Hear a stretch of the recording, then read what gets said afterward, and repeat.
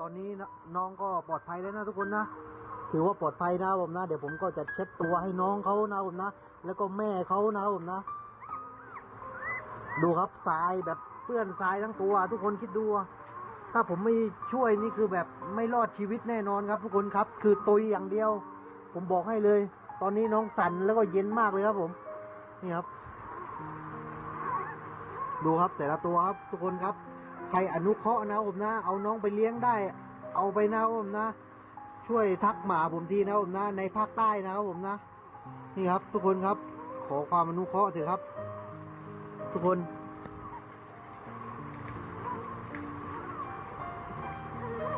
รอดแล้วฝนคือแบบตกอย่างหนักเลยครับทุกคนครับข้างนอกคือฝนตกหนักมากทุกคนดูครับนี่ถ้าผมไม่ช่วยคือตุยหมดอยู่ในน้ำมาทุกคน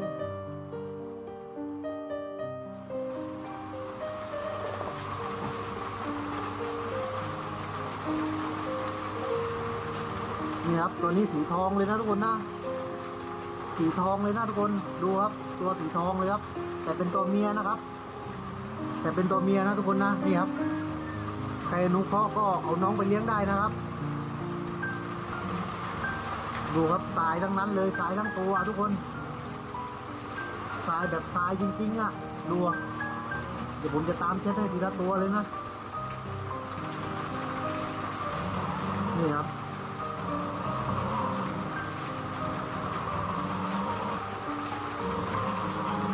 ดู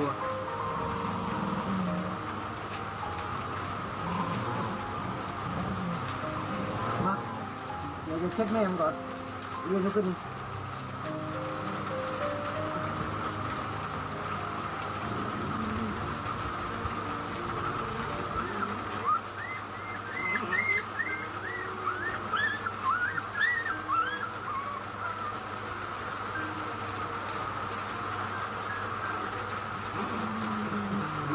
มีตัวสีน้ำตาลนะทุกคนนะนี่ครับ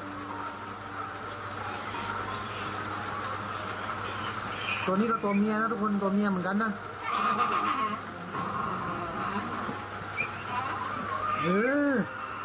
อย่าทำนะหัวเจ็ดหน้าอยู่นี่ใครเอาลูกไปเนาะเอานี่ตัวสีดำนะทุกคนนี่ตัวผู้นะดูทรายแบบทั้งตัวทุกคนดูน้องคือหนาวมากนะทุกคนนะ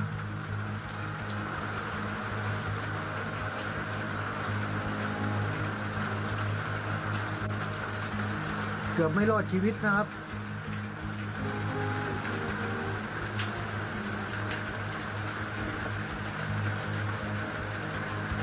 นี่ครับ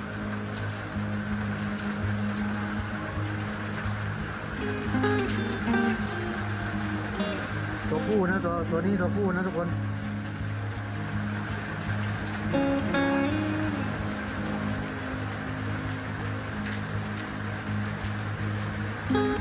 เป็นเสื้อทุกคนตายทั้งนั้นเลย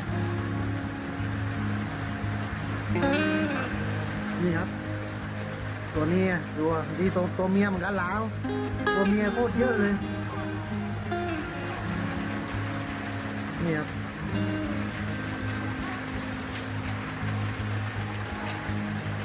แต่น้องขนสีทองนะทุกคนนะสวยนะขนสีทองนะครับน้องสวยมากนะขนสีทองนะครับตัวเมียนะครับแต่ว่าน่ารักมากเลยครับทุกคน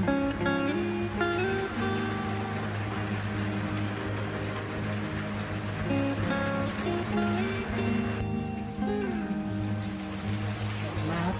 นี่ครับตัวนึงนะทุกคนนะตัวนี้ก็ตัวเมียอีกนะครับทุกคนตัวเมียอีกนะดูครับนะครับผมจะไปเช็ดฝั่งนี้นะทุกคนนะเพราะว่าไม่อยากให้ทรายเข้าไปที่แม่มันอีกนะดูว่านี่ถ้าผมไม่ช่วยนะครับตุยแน่นอนบอกให้เลย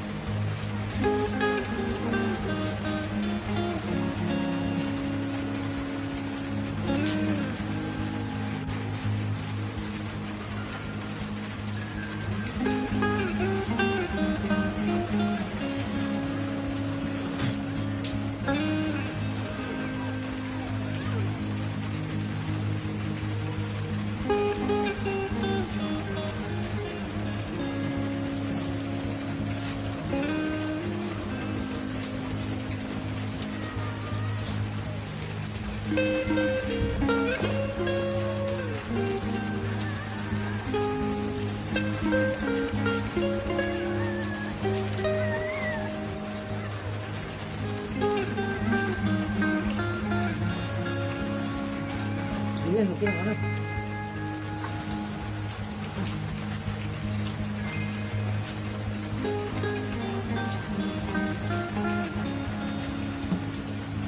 รู้แล้วหลักรู้กันเดี๋ยวมา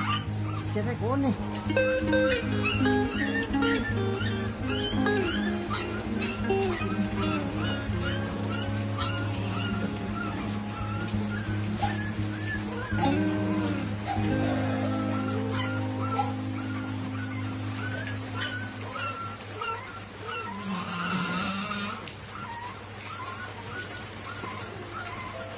ไป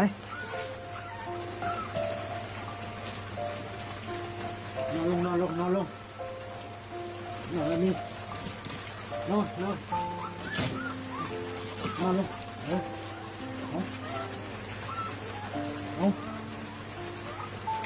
เอาทุกคนครับนี่คือลูกของเอเลี่ยนครับทุกคนดูครับนี่ผมเอาแป้งมาโรยไว้ขาวๆเพราะอะไรมดครับผมมดขึ้นครับฝนจะตกอีกแล้วดูครับนี่ลูกเอเลี่ยนปลอดภัยทุกตัวโอ้ตัวหนึ่งนอนอยู่นั่นแล้วก็นี่อีก4 ตัวอยู่นี่หมดเลยเหนื่อยจังทุกคนวุ่นวายจังทุกวันเลย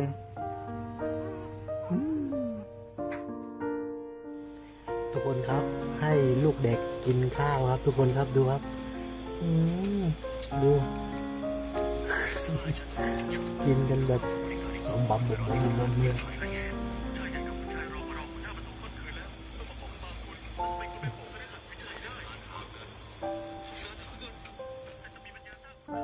ทุกคนครับเอเลี่ยนมาแล้วครับผมนี่ครับมันไปเที่ยวมาครับมันไม่อยากให้ลูกกินนม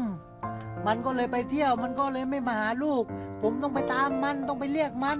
นต่อมาหาลูกมานี่ดูมานี่มาจะมาดูหน้ามันดูหน้าเอเลี่ยนดู โอ้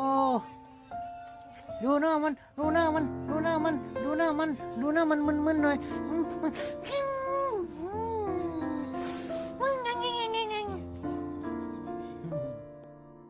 ทุกคนครับมี5 ตัวใช่ไหม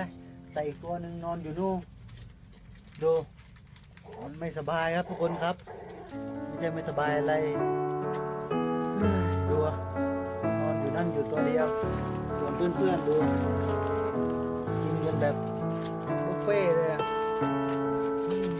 น่าดูแล้วน่าดูจังเนี่ย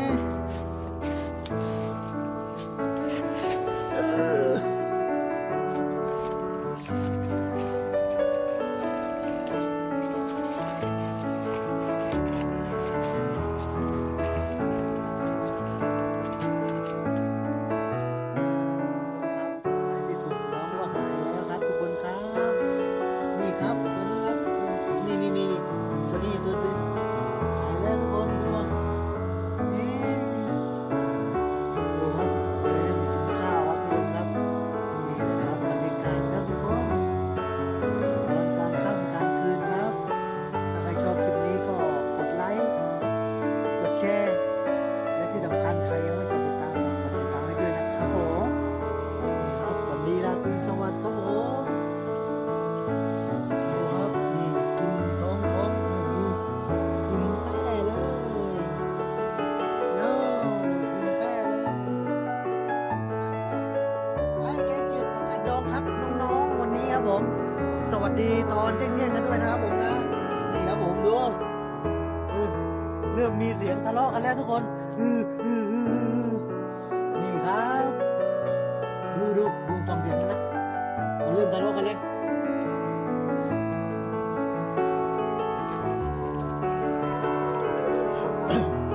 โอเคครับทุกคนครับวันนี้ทุกคนได้อะไรกินบ้างครับผมอย่าลืมคอมเมนต์มาผมบ้างนะครับผมนะแล้วก็ฝากกดไลค์กดแชร์แล้วก็กดติดตามผมด้วยนะใครที่ยังไม่กดติดตามหรือว่าเพิ่งมาดูคลิปนะครับผมนะนี่คือพี่เอลีนะครับผมนะนี่ครับเลี้ยงแมวพิการไว้1 ตัวนะครับผมนะ